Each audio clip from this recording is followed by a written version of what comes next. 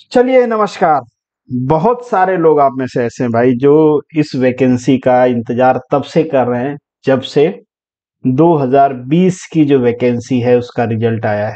क्योंकि कुछ नंबर से उनका रह गया, मेहनत सफल नहीं हुई, तपस्या से भगवान खुश नहीं हुए।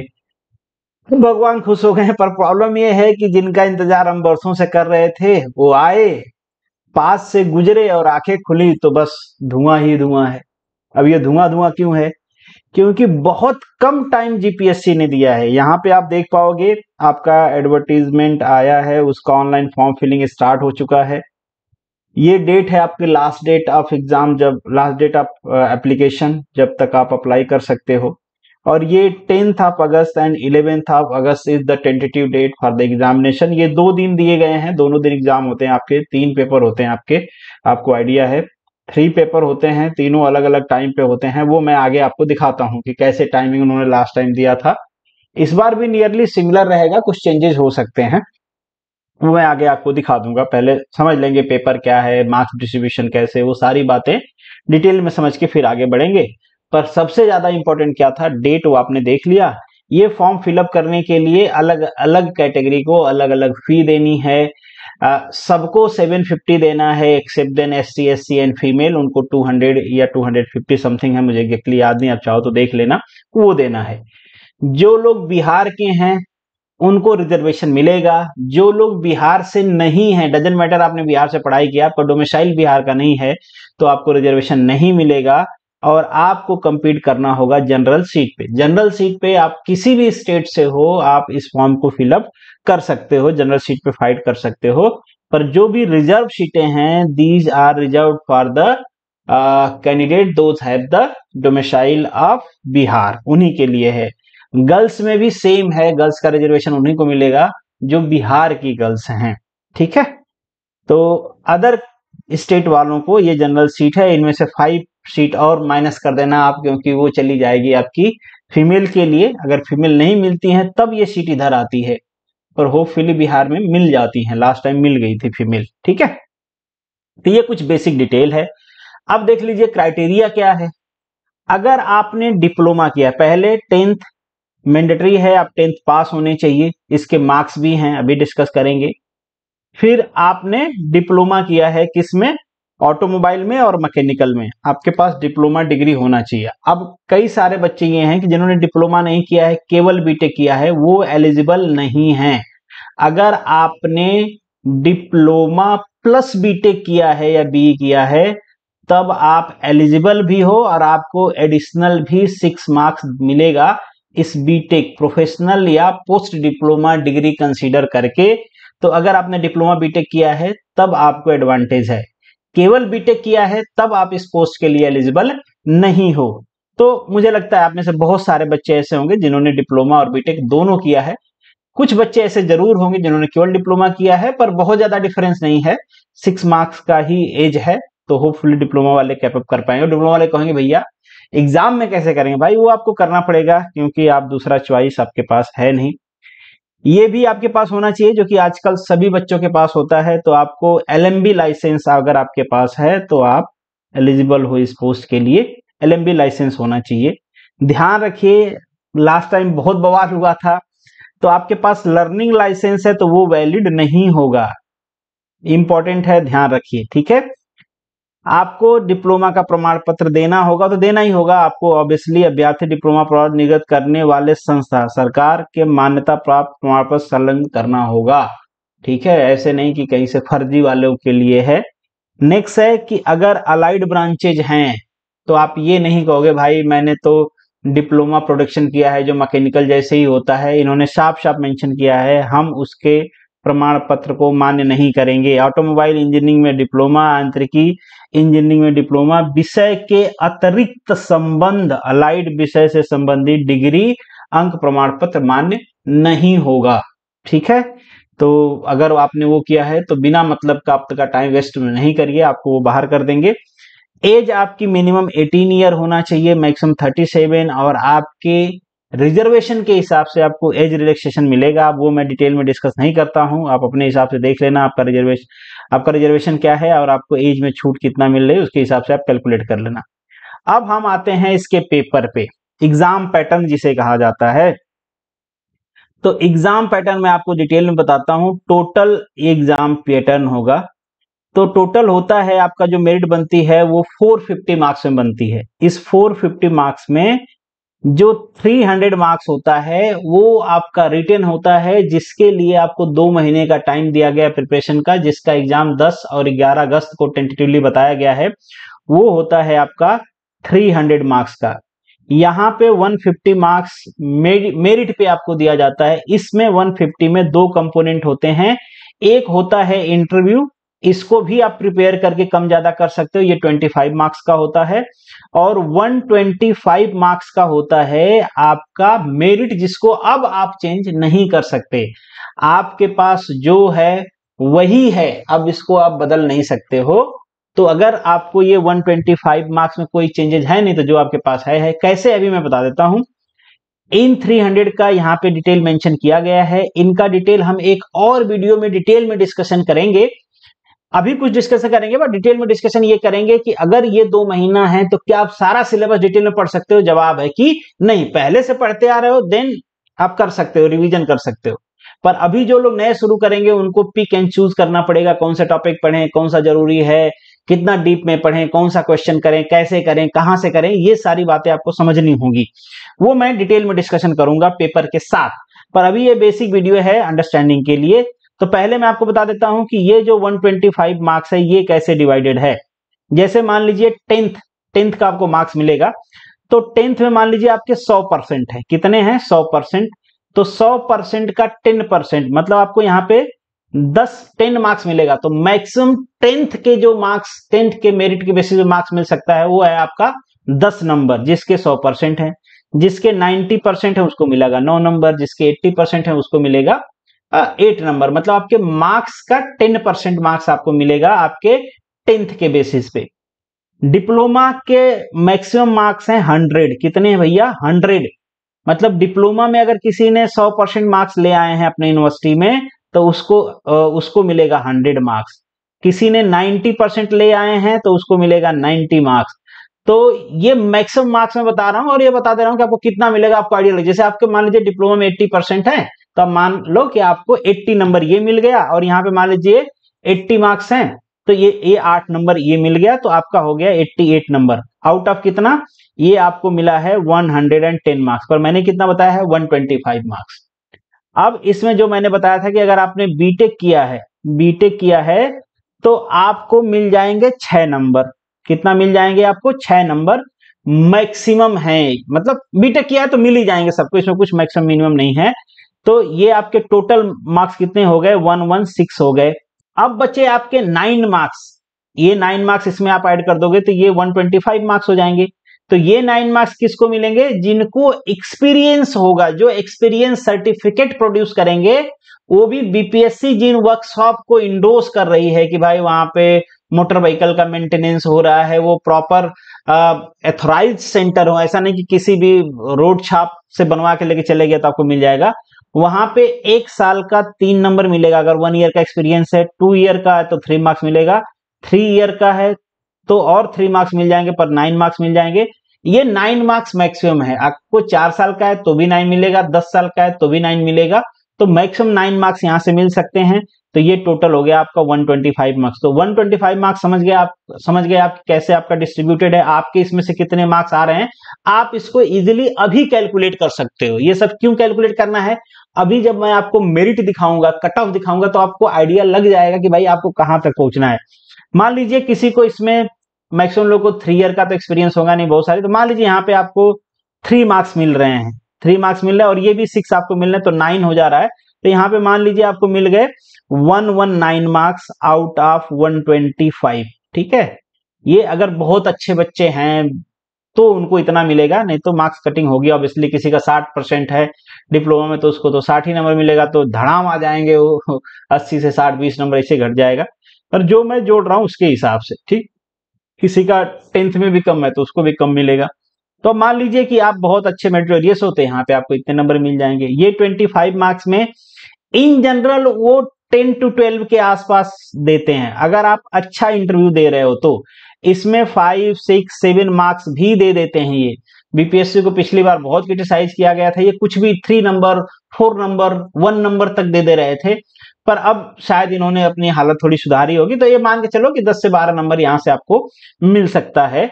इंटरव्यू से बहुत मुश्किल नहीं होगा, पर ये तब मिलेगा जब आप रिटन क्वालिफाई करोगे। तो जितनी वैकेंसी है, 28 वैकेंसी है, तो आप मान के चलो कि 100 के आसपास के लोगों को इंटरव्यू के लिए बुलाया जाएगा।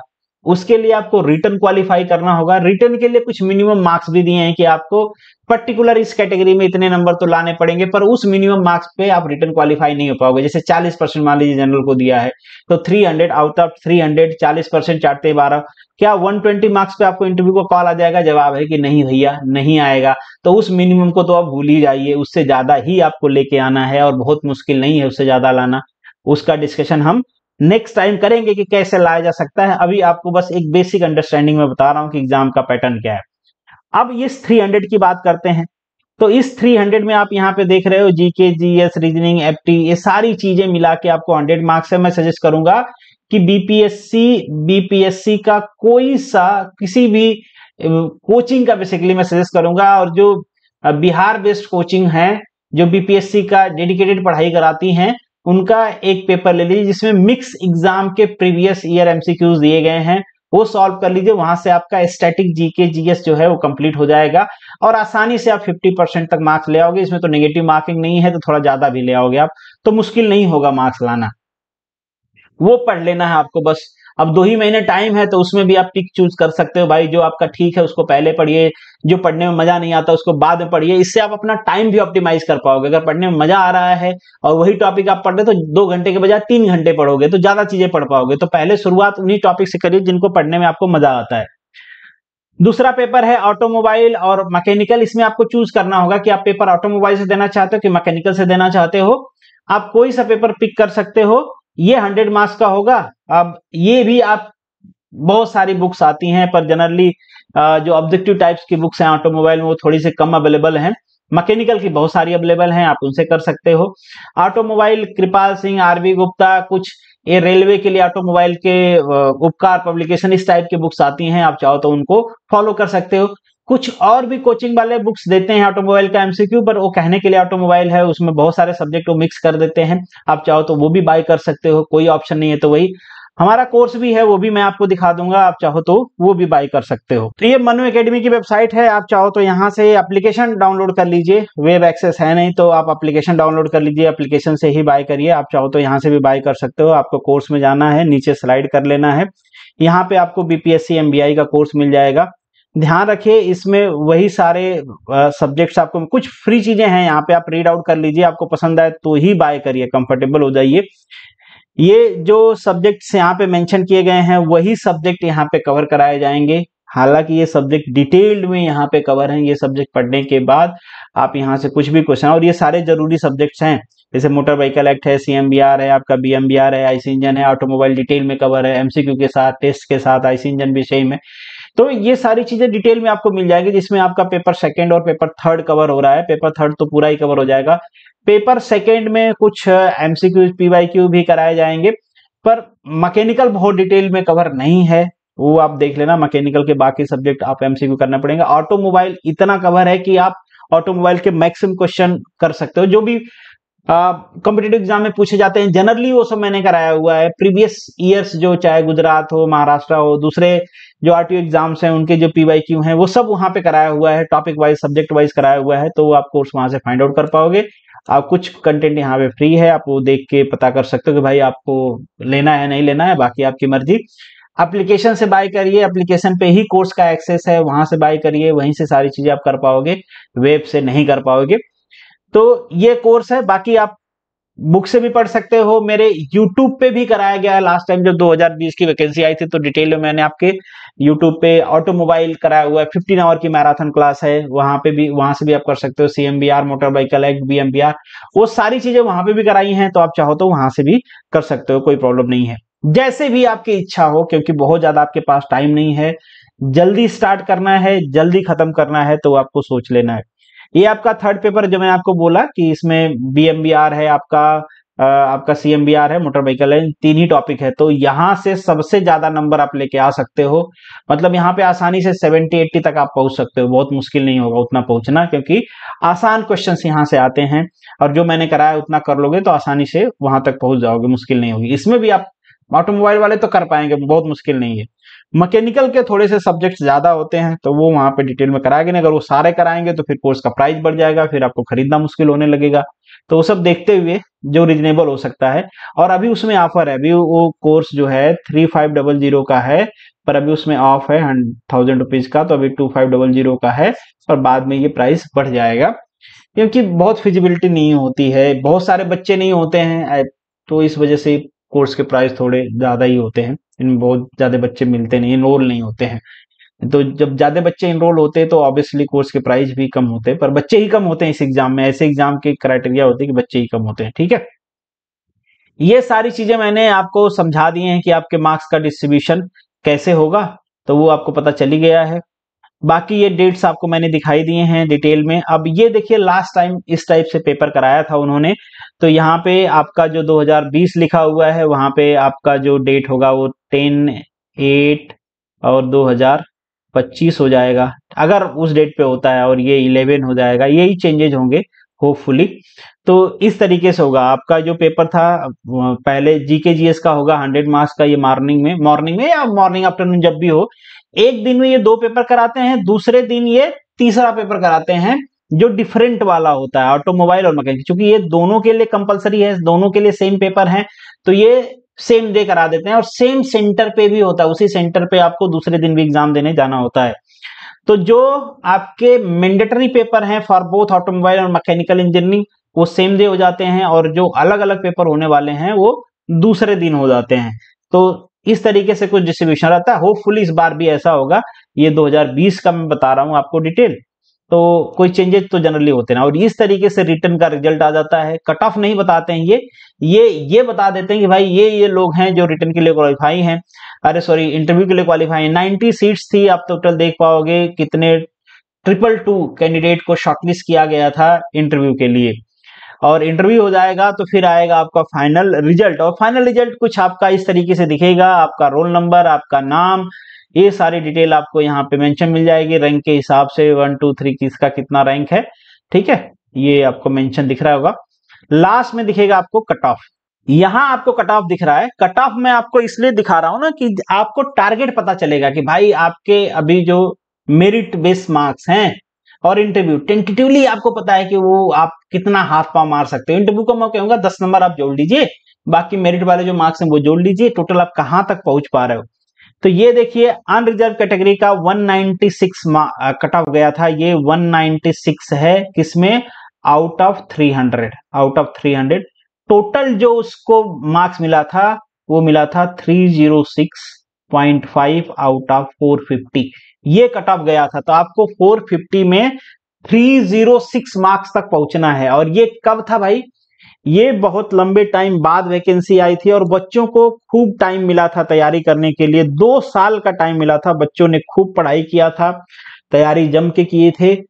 इस बार थोड़ा टाइम कम मिल रहा है तो वैकेंसी भी कम है। लास्ट टाइम 90 वैकेंसी थी, इस बार 28 वैकेंसी है, तो इसकी वजह से भी कट ऑफ थोड़ा ऊपर जाएगा। तो आप एक टेंटेटिवली प्लान कर लेना कि भाई कहां तक पहुंच रहा है कट ऑफ, आपको कितना लाना है। मैं कहूंगा कि आप टारगेट बना के चलो कि भाई आपको 72 से 75% मार्क्स किसी भी तरीके से आउट ऑफ 450 वाला जो है वो पहुंचना है। अगर इससे पीछे रह जाते हो तो एक्सपेक्टेशन थोड़ी घटती जाएगी, जितना पीछे होते जाओगे उतना कम होती जाएगी। ये मैं कह रहा हूं जो अनरिजर्व्ड हैं, आप उसी के हिसाब से, जो फीमेल हैं या जो ईडब्ल्यूएस कैटेगरी के बच्चे हैं, आप सभी का यहाँ पे कट ऑफ 1 by 1 करके मेंशन किया गया है। आप देख लो कि क्या कट ऑफ आया है बेसिकली आपके रिटन एग्जाम में, और मेरिट वाला जो मार्क्स है वो कितना है, टोटल यहाँ पे मेंशन ही है, ठीक है। ये जो है, ये आपको पता ही है कि मेरिट वाला जो है 150 है, मैक्सिमम 150 है। तो ये आप देख लेना कि इनके मेरिट में कितने मार्क्स मिले हुए हैं। जैसे हम कहें कि टोटल इस बच्चे को कितना मार्क्स है, ये जो कट ऑफ गया है इसमें अगर हम 306 में से आउट ऑफ 306 हम माइनस कर देते हैं 196, तो इसको इसको हो जाता है 110। दैट्स मीन कि 110 इसको मार्क्स कितने में से मिले हैं आउट ऑफ 150, मतलब इंटरव्यू और मेरिट वाले मार्क्स इंक्लूड करके। तो जो हम इससे पहले काउंट कर रहे थे आपको 125 में ही पहुंचा दिए थे काफी आगे, या 150 में पहुंचा दिए थे, तो वो डिपेंड करता है कितना है। जैसे जो लास्ट, ये कौन सा बच्चा है, वो बच्चा जिसका लास्ट सिलेक्शन है, ये मत ध्यान रखना कि सबको ऐसे ही मिला है, नहीं भाई, बहुत सारे बच्चे होंगे जो इनको 130 140 नंबर तक पहुंच गए होंगे वो, ठीक है। तो इट्स डिपेंड कि आप यहाँ पे अगर आपका ज्यादा है, मतलब आपका ये मेरिट वाले में ज्यादा है, तो यहाँ पे थोड़े कम भी रहोगे तो हो जाएगा, पर मेरिट वाले में आपका कंप्रोमाइज है, तो यहाँ पे आपको नंबर लाने हैं भाई 220 230 250, जितना ला सकते हो आप लाइए। 250 थोड़ा ज्यादा बोल गया, बट क्रॉस करिए, 200 प्लस करिए स्कोर, अगर आपके कम है तो जितना ज्यादा आप प्लस कर सकते हैं अपने हिसाब से। फिर बाकी कैटेगरी में उसी के हिसाब से आप 10 to 15 मार्क्स कम करके देख लेना कि भाई आपको उस लेवल तक पहुंचना है। मतलब मैं ये कह रहा हूं कि अगर जनरल वालों को 70-75 करना है, तो जो ईडब्ल्यूएस या ओबीसी वाले हैं वो एज्यूम कर लें भाई कि हमको 70 के आसपास स्कोर करना है। जो उससे कम कैटेगरी वाले हैं वो 65 के आसपास, जो एसटी कैटेगरी वाले हैं वो थोड़े बहुत इससे कम, जो एक्स आर्मी हैं वो उससे भी कम, 40-50% भी काम हो जाएगा उनका। देखो मार्क्स काफी कम आए हैं, फिर भी हो गया सिलेक्शन, कम लोग मिलते हैं इन सब में, ठीक है। बीसी फीमेल का भी बहुत कम कट ऑफ है, ईबीसी का भी ठीक ठाक है, कम तो नहीं है। एसटी कैटेगरी का आप देख पाओगे, एससी का देख पाओगे, मेजरेबल है। तो ये कट ऑफ रहा, और कट ऑफ से एक टेंटेटिवली आइडिया आपको मिल रहा है कि भाई आपको कहां तक पहुंचना है, किस में कितना परफॉर्म करना है। और मैं ये कहता हूं यार कि अगर निगेटिव मार्किंग नहीं है तो 150 तक तो लोग पहुंच ही जाएंगे, क्योंकि 50% मार्क्स तो कई सारे नॉन नेगेटिव एग्जाम में कट ऑफ ही रख देते हैं कि भाई 50% से कम रहोगे तब तो हम तुम्हें कंसीडर ही नहीं करेंगे। मतलब नॉन नेगेटिव एग्जाम में लोग 50% तक पहुंच ही जाते हैं। तो 150 तक अगर आपको एज्यूम करके चलें कि आउट ऑफ 300 आप पहुंचोगे, तो आपसे तो उम्मीद किया ही जाता है ना कि आप पढ़ोगे तो 50-60 नंबर एक्स्ट्रा ले आओ आप, तो आप 200 प्लस हो जाओगे आसानी से, 210 220 20 30 इतना भी आप पहुंच सकते हो। तो this is the basic idea of BPSC MBI. बाकी एक डिटेल वीडियो मैं बनाने वाला हूं, क्योंकि ये वीडियो बहुत लंबी हो जाएगी, इस वजह से एक डिटेल वीडियो डिस्कस करेंगे कि भाई बेसिकली हमको फोकस किन एरिया में करना है, प्रीवियस ईयर के पेपर का लेवल क्या था, टॉपिक्स कौन से इंपॉर्टेंट हैं, किसका वेटेज क्या है, तो आप समझ पाओगे कि आपको क्या ज्यादा करना है। वैसे मेरे कोर्स में आईसी इंजन ऑटोमोबाइल का बहुत डिटेल में पढ़ाया गया है, वो आपको 100 प्लस आवर की लेक्चर है, तो आप उसको अगर बाय कर रहे हो तो आप समझ लेना कि आपको 100 आवर डेली 4 घंटे के आसपास आप वो निकालो, नोट्स बनाओ, निकालो, मार्किंग करो, नोट्स डाउनलोड करके हाईलाइट्स करो, उसके हिसाब से आप पढ़ो। तो वो 100 आवर के आसपास के हैं। एक चीज और ध्यान रखना कि वो जो कोर्स है वो इंग्लिश में कंटेंट है, उनका लैंग्वेज जो डिस्कशन है वो हिंदी में है, पर कंटेंट इंग्लिश में है। तो ये सारी चीजें ध्यान रख के आप बाय करना, ठीक है। तो this is the end of this video, thank you so much for watching this. चलिए मिलेंगे नेक्स्ट वीडियो में, तब तक के लिए all the best, good luck and जय हिंद।